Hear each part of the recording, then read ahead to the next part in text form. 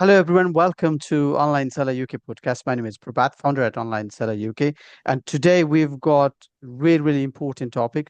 Not that anyone want to talk too much on that, but yet very important. And every Amazon sellers may have gone through their lifetime.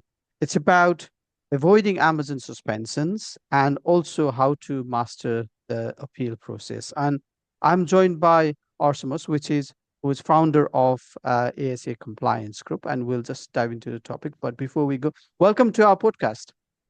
Thank you very much. Glad to join, and I completely agree with you. No one wants to talk about it. Compliance is completely boring, but it's one of the most important things Amazon sellers should be aware of with all those suspensions going on. Yeah, absolutely. So before we dive into the topic, can you introduce yourself a bit better than what I did, and also introduce your company? Definitely. So my name is Or Shamosh. I've been around for almost 10 years now, almost a decade, dealing with Amazon suspensions, dealt with almost 3,600 cases successfully, seen everything possible from the worst black hats against Amazon sellers to Amazon mistakes and legal regulatory compliance issues. So we're dealing with everything that you can imagine, and here to help people prevent issues, prevent from getting suspended and being our clients. Hopefully we can assist with it. Yes, no, absolutely. So let's talk about very common questions, which is, what are the common reasons where Amazon suspends their seller account? Mhm. So basically, there are three categories of Amazon suspensions. There are the regulatory issues, which are relevant to local regulations about your specific product. For example, if you are selling supplements in the USA, you are subject to the FDA. If in the UK, subject to the MHRA. In Canada, Health Canada, things like that. So it's basically saying you how you should label your product, how you should formulate it, things like that. There are the legal issues, which are patents, trademarks, copyrights, things that are more about competitors. If you're copying or not copying or using his patented product. And there are the Amazon rules, which are so-called made-up things, how to put your variations, how to write your title. These are basically the suspension reasons. Each of them has about a dozen different suspension reasons under it, but we basically like to categorize it under these three to make it easier for people to understand what they are subject to. Okay, no, that's really good. So I think the million-dollar question is how can we avoid that situation? How can prevent that from happening? Definitely. So unfortunately, you cannot prevent anything because if we're talking about the regulator, they can always come and enforce. About a competitor, they can always come and file a complaint. Mhm. Amazon does not check before that. They suspend first and then ask questions later. And Amazon's ever-changing rules are extremely hard to follow. So I don't expect people to know everything to be able to prevent anything. But we can mitigate the risk. We can understand what your product is subject to. And I find it with a lot of people that I talk with, even with very big companies, I'm talking like $100 million a year, they don't always know what regulations or what laws they are subject to. So sure, I understand if you are a relatively new seller, just starting out, you don't know all the rules. That's completely understandable. But as you grow, I do expect Amazon sellers to understand that they are business owners. And as business owners, you need to understand that you are subject to a lot of rules. And again, some of them you can't understand, some of them you don't want to understand. There are many different things. I don't expect people to understand everything, but I do want people to bring it to their mind. I'm a business owner. I am selling real life actual products. It's not just shipping from here, shipping to there. No, these are real products, real customers. And if I were selling it in a physical store, obviously I would have known what am I subject to. How come when you're selling it online you are not? So the first thing is no. Start researching, Google it, ChatGPT it. AI tools are getting amazing at it.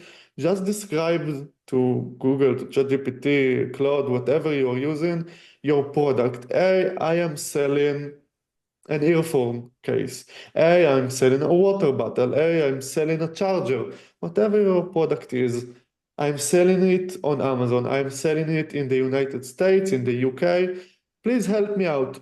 What regulations am I subject to? Just ask him, and you will see that it will come up with a lot of different things that in some cases you didn't even know. Mhm. So, okay, you don't need to be 100% compliant, but do know what certificates you need to sell the product so you can check out. If it costs only $200, $300, doesn't it worth to obtain that certificate to mitigate your risk of getting suspended? That's what I want people to do. Instead of getting to us after getting suspended and spending sometimes thousands of dollars and weeks of downtime for suspension, many of these cases could have been prevented if you would have spent those $200, $300 for the certificate. So start by just knowing and make your own calculated risk what you want to do. Okay, no, excellent. So I'm going to now talk about, rather than generalizing a question, I'm going to be very specific. And just for the Mhm. benefit of listeners, we've not pre-rehearsed this question. So, there was a situations where one of the listing I know of got patent violation, and so the email was sent by Amazon to us saying you've violated patent. Obviously, the Amazon seller who created the case against us, they gave us their contact as well, and then Mhm. within 24 to 48 hours, the listing was removed. Um, so you may need to know a lot more details than to answer the question, but to actively or to have a better appeal in the process like this, what steps should we take on this in this situation? So it really depends if it's a design patent or a utility patent. Let's talk about the two of them. If we are talking about a design patent, Amazon wants to see a design pattern, let me give you a background for Mhm. our listeners. This is the legal issue of things. This is not Amazon-wise, but it still involves Amazon's process. So a patent is, let's say that I like giving examples based on real products. So Yeah, I have this water bottle. It's yeah, blurred out, okay? yeah. And I have a patent which protects me as the rights owner Mhm, against certain things, in favor of certain things. If I mhm, have this specific design, let me blur it out. I will see. Okay, if I have this specific water bottle, the design of it, uh, uh, um, how it is seen, the button here, the cap here, this handle, everything of it, it's not really the color, but everything that how it looks like can be registered under a design patent. And this grants you specific rights against how it exactly looks. Now, a utility patent is something about the technology, not like literally earphones technology, but how something functions. For example, when I click on this, it opens the cup so I can drink. Or for example, that it have specific features of this being able to pull out and I can clean it. So this is the technology of the mhm, product. It doesn't need to be again actual IP technology, but it's how these features are. This mhm. is the mechanism of the product, and this is a utility patent. This is extremely complex to navigate. This is extremely complex to appeal. And so I will say that in a few words. Oops, sorry. I will just say in a few words that a utility patent is usually under certain program that Amazon created, which is called APACS, Amazon Patent Evaluation Program, where each of the parties, the people, the person who is accusing you and you, are going to a third-party neutral evaluator. Each person is putting like $4,000 for the natural party, and he is going coming and evaluating the different claims. It's called a claim, the technology claims. If he sees that there is an infringement, I lose my $4,000. The accusation, the people who made the claim against me get their money back. If the other way around, I will get my money back and my listing. So this is it won't be very much straightforward, but you don't need to put too much effort into it because it's evaluated by a third party. So before you do it, I do recommend to people to take an IP attorney to evaluate their product and their claim and see what do they think, if they have a good chance at it or not. If they do have a good chance, go ahead and do the evaluation through this third party. That's the process here. If we are talking about, and there is no need for an appeal or something like that, just to accept Amazon's terms on the program and put the deposit and go ahead. But if we are talking about a design patent, or in the UK, a design right, it's more about, as I said, the design, how the product looks. And there is no evaluator for it because there are many tests. It's called an ordinary observer. If you will go to like a random shopper who is going to buy water bottles, and if he's coming to the shop and seeing these two products next to each other, is it possible that he will be confused between the two and think that my product that got suspended is the same product of the accusation? That's basically the legal question that is being asked here. And then what we usually need to do is prove that the answer is no. How do we prove it? In some cases, an appeal. In some cases, a comparison chart. In some cases, images one next to each other showing, look, this is completely different. And in some cases, we do a letter of non-infringement, which is signed by a legal attorney, telling Amazon, look, we understand your point of view, we understand everything, but you are wrong. The accusation is wrong because there is no legal infringement, because the products are substantially different, and so on and so on. That's usually basically the process if you are dealing with a utility patent or design patent. So you can start with a simple comparison chart next to each other, but in many cases it will require a letter of non-infringement signed by a legal counsel. Okay, no, thank you for explaining this. I think it's really good to step back a little bit and then uh, follow the step-by-step process like you've suggested on that. So let's move towards the other thing. So obviously, the suspension is one case. So is there some proactive steps that seller needs to protect for long term? It's not about short term. A lot of people go into Amazon. Maybe they left their regular jobs, or maybe Mhm. they moved from another job and things like that. So people are looking for longer term, obviously. So what are the proactive steps people can take, sellers can take, so that we don't sort of get to that situation? Definitely. So first, as I said, know your product, know what you're regulated under. So if we will continue the same example, go to, again, ChatGPT or whatever other tool. Hey, this is my product. What am I regulated under? What are the laws that I'm subject to, the regulation, the Amazon policies, and so on. This is the first thing. Now, the second thing that you need to understand is that most of the products, most of the suspensions are resulted due to keywords. If you're writing a competitor's name, if we saw the water bottle Contigo, if I will write their name in my listing, I can get suspended due to a trademark violation.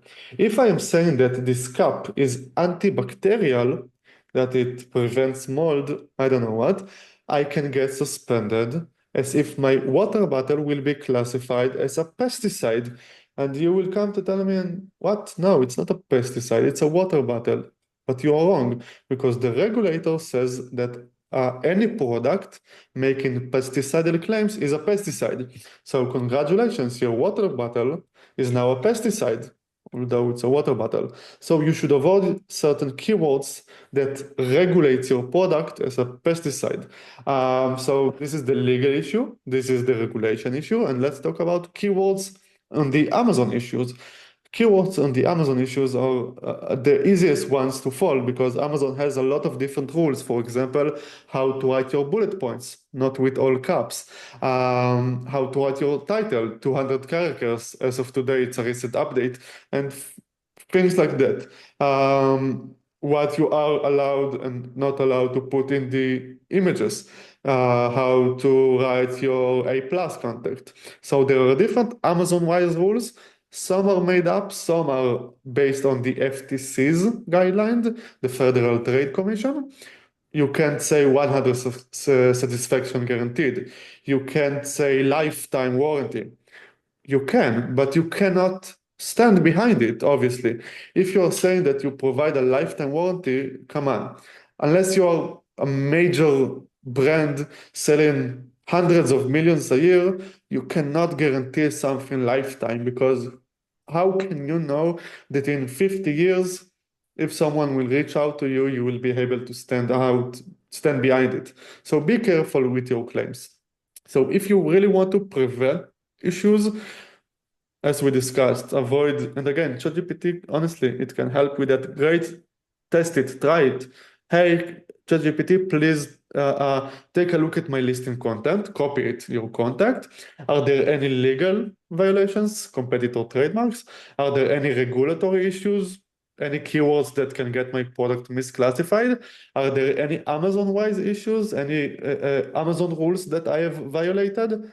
Ask him those questions. Copy your contact, your images, your title, bullet points, description, search terms, copy everything and see what it comes up with. Because in many cases, I saw that it does pinpoint specific issues, which if you will fix, you can prevent getting suspended. Okay, so I think what I'm hearing from you is perhaps some sellers which we are starting out, it's difficult to invest in sort of. I'm trying to use the word audit here, so Yeah, difficult to invest in it. So, but if there is some growth in the account, it's worth before things are happening. It's good to have, say, for example, external auditor like yourself, who is not biased in any way and whose interest is only to help that seller avoid suspense and just check through things. So that's what I'm hearing from you, which is good. So again, right. Thank you very much for your time today. It's been a really pleasure to go through a few things pleasure. and very important, of course. Um, what I would like to do is before we close, so if any seller has some situations where situation like suspension, which they don't want, but even audit sort of thing. So where is the best place to find you to just have a call and have a chat? I can share my screen and give you my contact details. And Please. I really do, meanwhile, while I'm opening it, you need to allow sharing. I really do welcome everybody to come and ask me anything. Really, don't need to pay us for anything. Try me. I'm answering everything. Honestly, try me. Any question? Hey, is that permitted? Is that too risky? What do you think? How should I do that? Honestly, I'm welcome you. I'm also an Amazon seller, eight-figure seller, so I also know that side and the 9 years of compliance and suspension and the risk management. So feel free to reach out for whatever you need. And obviously, if you have a suspension, I welcome you to contact us, and we will be happy to help. I think you can see the screen, right? Yes, I You can. can Thank you. Perfect. You can scan the QR code or reach out to me over LinkedIn, Facebook. That's my personal email, not the company's email. So if you need anything, you can reach out to me personally and I will be happy to assist. Excellent. Thank you all for your time today, and I'll speak to you soon. All the best for now.